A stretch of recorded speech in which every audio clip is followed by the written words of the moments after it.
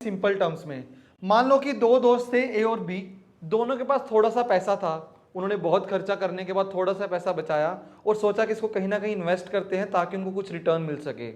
ए ने इन्वेस्टमेंट किया बैंक ए में जहां से उसको सिंपल इंटरेस्ट मिलता था, और बी ने इन्वेस्टमेंट किया बैंक बी में जहां से उसको कंपाउंड इंटरेस्ट मिलता था। दोनों दोस्तों ने 100 रुपीज का इन्वेस्टमेंट किया और दोनों बैंक से उनको बोला कि 10% का उनको रिटर्न मिलेगा एनुअली। अब देखते हैं कि वो इन्वेस्टमेंट उनकी आने वाले सालों में कैसा परफॉर्म करती है।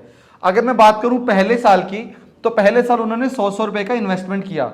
अब पहले साल के बाद बैंक ए ने 10% का रिटर्न दिया 100 रुपीज पे, तो उसको कितने का रिटर्न मिला? 10 रुपीज का। तो उसका पैसा बढ़ के एक साल बाद हो जाता है 110 रुपीज। वैसे ही अगर मैं बी की बात करूं तो बी ने इन्वेस्टमेंट किया था बैंक बी में, जो भी उसको 10% की रिटर्न देता था बट कंपाउंड इंटरेस्ट। तो पहले साल के बाद बी को भी 10 रुपीज का रिटर्न मिलता है उसकी इन्वेस्टेड वैल्यू पे। अब आप सोच रहे होंगे कि पहले साल के बाद दोनों को सेम रिटर्न मिला तो कोई फर्क ही नहीं है सिंपल इंटरेस्ट और कंपाउंड इंटरेस्ट में। लेकिन दोस्तों ये सही नहीं है, क्योंकि आने वाले टाइम में काफी फर्क पड़ेगा दोनों की रिटर्न्स में। चलिए अब मैं बात करता हूं दूसरे साल की।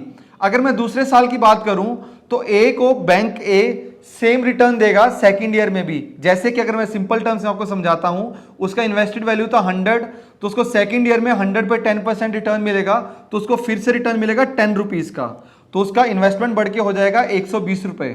अब मैं बात करता हूं बी की।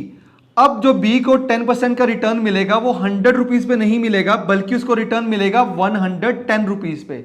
ये होता है बेसिक डिफरेंस जो हमें कंपाउंडिंग में मिलता है। तो बी को जो रिटर्न मिलेगा दूसरे साल में उसको 11 रुपए का रिटर्न मिलेगा, 10 रुपए का रिटर्न नहीं मिलेगा। तो अगर छोटा सा डिफरेंस जो आपको यहां पे समझ में आया होगा कि दूसरे साल में ए को जो रिटर्न मिला वो अभी भी 100 रुपीज पे मिला, और जो बी को रिटर्न मिला वो 100 पे नहीं मिला बल्कि उसको 110 रुपीज पे मिला। ऐसे करते करते जब मैं 5th ईयर में पहुंचता हूं तो 5th ईयर में जो ए को रिटर्न मिलती है वो अभी भी उसको सेम रिटर्न मिलती है।